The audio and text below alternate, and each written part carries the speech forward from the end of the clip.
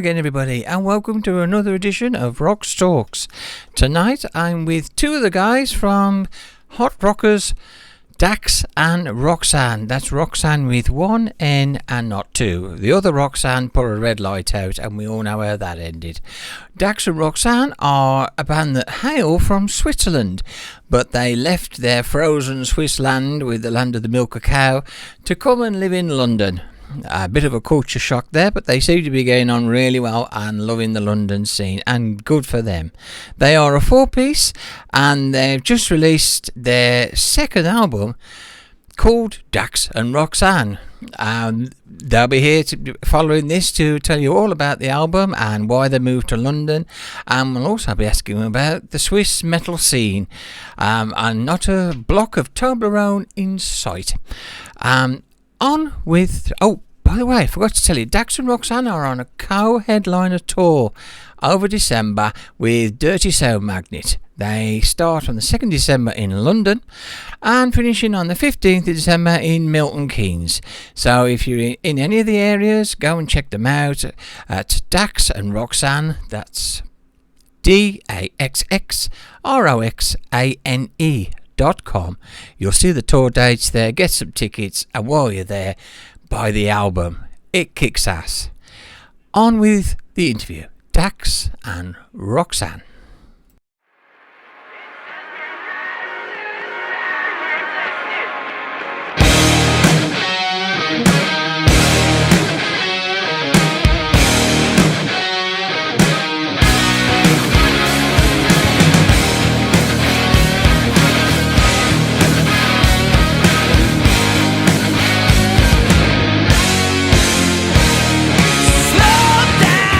Wait a minute, I know these troubles like the back of my hand. Hold out if you mean it. I want it all and more, but I need to let you know that there is something. Love is a mystery to a man. It sends me round and round. With all the games, how will I ever know?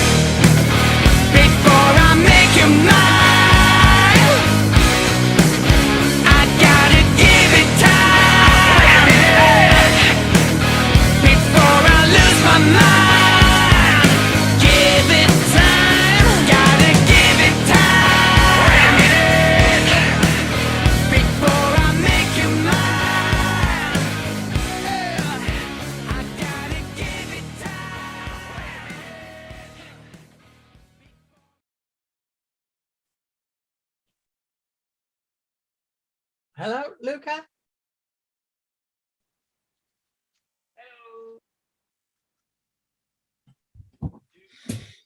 Hello, Luca. Can you hear me okay? I can't hear you, Luca, I'm afraid. No way. There we go. Lovely. Thank you. Hello, how are you? How are you? I'm very well, thank you. How are you both? Good, thanks. That's good to hear. Good to hear. So you're based in London now, I believe. Yes, indeed, precisely. Do you prefer it to Switzerland?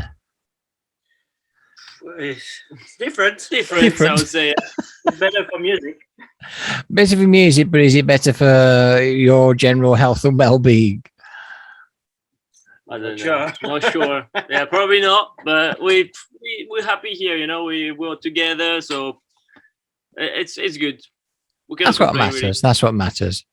Yeah. I mean, London is a vibrant and exciting place, so I can see the appeal. Yeah, definitely. Exactly. Tell us what have you guys been up to? I mean, you're on your second LP now, which was released in May, wasn't it? You decided to title this one Daxx and Roxane. Is this because this feels like a fresh start for you, or is there something more to it? Yeah, definitely. At the time we recorded it, it was a bit like we had a bit of a phase in between the two albums where we were a bit stagnating and nothing much was happening, and we were frustrated with a lot of things. So when we recorded the second one, was kind of, yeah, like you said, a fresh start, and a lot of what the songs are talking about also matches with this idea.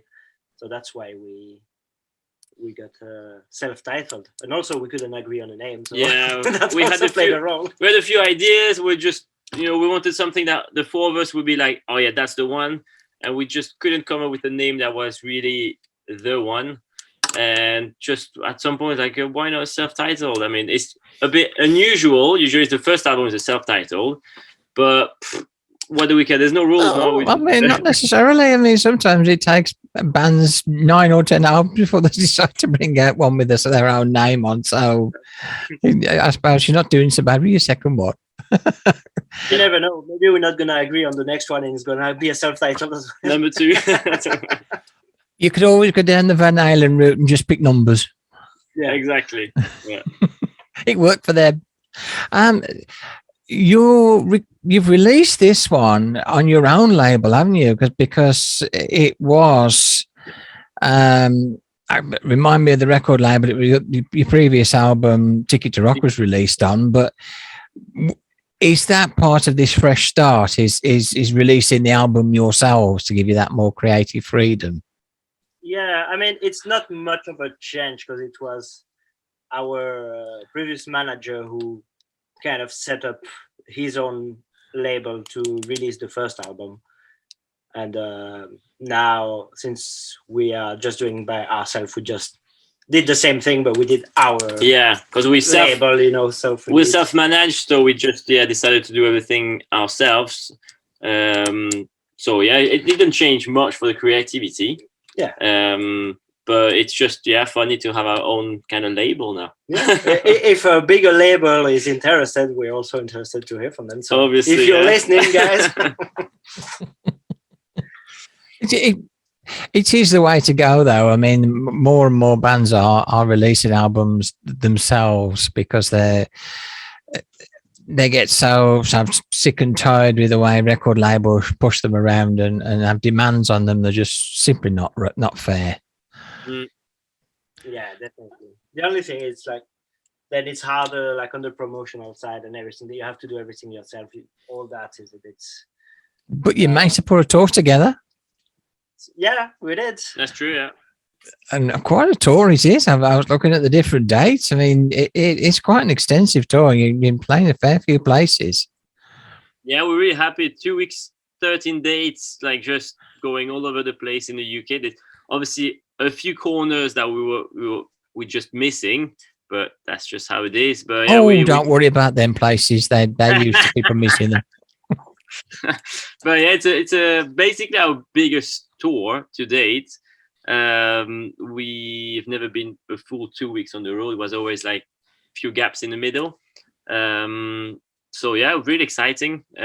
Just cannot wait to start and just having fun with Hopefully everyone. it doesn't get cancelled. Yeah, it's still yeah. Yeah, well, yeah. I think a lot of bands would be just as gutted as you are. It's just as things are starting to get back on their feet again. Yeah. They've invented a totally different one, and at least I thought of a name for this one. Which is fair enough. I mean, I wasn't sure at first because I actually wear hearing aids and they're made by Opticon, and I thought, oh my god, they've named a virus after hearing aids. I hope it doesn't make you deaf. Yeah, the next one is gonna be Optimus Prime or Yeah, Decepticons. Decepticons. At least you could see the funny side of it, and that's what matters at the moment, isn't it? Really. Yeah. Definitely. What would you say I mean, listening to your music, there's an awful lot of influences there. I mean, right from the sort of 70s hard rock right the way through. What would you say your musical influences are? It's very various because we all have kind of not very different taste, but we all kind of listen to different bands. So, like you said, definitely from a bit more old school rock. We really all love that and listening to that very, very regularly. And it's a big part of where we pick up our, ideas or influences. But we definitely try to be also a bit modern. So we do listen to a lot of new bands, see what they come up with.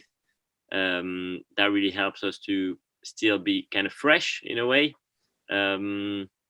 But yeah, it's quite various, I would say. Yeah, it's a big mix. There's a bit of everything. From heavy stuff to even some jazz and some funk, a bit all of it, I would say. Not the whole range. Like we're not really listening to mumble rap or stuff like that. But even if it's creative as well, but just we don't really find any ideas for us in that. But otherwise, a bit of everything. Yeah. We started as a thrash metal band, and then kind of slowly transitioned. Slow down. Rock. And I think now a few times we kind of look at all the riff and we're gonna reintroduce some more heavy stuff, some faster stuff, and I don't know, make it collide in the middle. Yeah. Do you find living in London that you're able to absorb a lot more musical influences than you perhaps would back in your homeland? I think so. Probably, yeah. Because the thing in Switzerland is we have loads of big music festivals in the summer, but you don't have that much of a culture of smaller band playing in smaller venues. Like here, you can pretty much see a show every night if you want. While in Switzerland, it's a bit more difficult. You have shows on weekend and all that, but yeah, it's really not the same. So except if you just want to see big bands in big venues and in big festivals, then you don't have much opportunity to see. Definitely harder, things. Yeah. This here, as everyone knows, in the UK, it's just amazing how much live music is everywhere. So it's really part of the culture, really. So that helped us big time when we started here like 8 years ago from zero, and just being able to play it pretty much every night if we wanted to. Just really, really was a massive help, to grow. Yeah, I mean it's is it quite difficult for a sort of a band to get going in Switzerland? I mean, are there the sort of local small venues that will give you a break? From what we know, there's a bit more of support from government or councils or places like that would give like a bit of financial support for bands. So this is a bit more developed in Switzerland from what we know. so it's possible to kind of live from that if you're, would say, at a certain level, and you're committed as well to just spend all. It's a job, but then being in a band is not just fun. It's also a job. So if I think bands are quite committed, they can find a way. Here, I would say it is possible as well, but it's definitely also tricky without any. If you don't have a side job, it's quite hard to go along. Doesn't pay a lot, but like most artists, not just music, just also painting or anything, it's hard to get a paycheck at the end of the month. So I think that there is two sides. Like Switzerland, you might get help from the government and financial help and help from like musical organization. Mm-hmm. On the other hand, you don't really have a lot of venues to play, and also the country is much smaller. So that's our experience. That's the thing. We never tried really there. We just know some people that are doing it in Switzerland, but from our experience, it was easier here. I'm glad you came over. You're more than welcome. We need more varied rock bands, because that is the lifeblood of rock and roll. Otherwise, things do tend to stagnate. But so yeah, I mean, having heard what you put out, I mean, there are a lot of different musical influences, but you have taken it into a modern edge, which is refreshing. That could be partly because you were a thrash, as you say before, so maybe you're more used to those kind of riffs, rather than just the drum bass kick, and then it's rock and roll. But the riffs are there. That does make a lot more sense now. You're still thrashers at heart, then? Yeah, definitely. Oh, please, my husband. On our way to Winterstorm, we listened to a few old demos we had to get some ideas we can reuse, and there was a lot of thrash riffs in there that were like, that's good. That might end up on the next album. And some 7-minute songs that we just just never knew how to finish. Just riffs after riffs after riffs. So we'll release them, because I'd certainly love to hear them, and I know many other people would as well. Release them. We'll look into it. That's for sure. We got your own record label. You can release whatever you want. That's exactly true. But do we want to? That's different. You could release Daxx and Roxane does elevator music. Oh yeah. Why not? It's commercial. Well, it's been great talking to you guys, and we wish you all the best with your new album, Daxx and Roxane. I mean, it's going to be difficult for anybody to forget who you are and the album you've made. So it's a good choice. Well done. And good luck on the tour. Fingers crossed all goes well. Yes. Thank you very much. Thank you so much. Thank you for your time, guys. And bye-bye. Bye-bye. Bye. Cheers.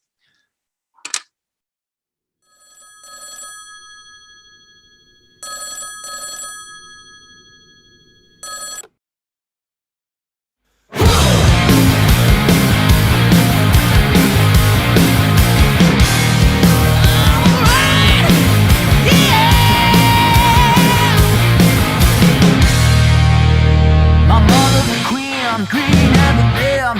I was covered in gold, green as a king. It wasn't long till I was gone. Nothing more till kingdom come.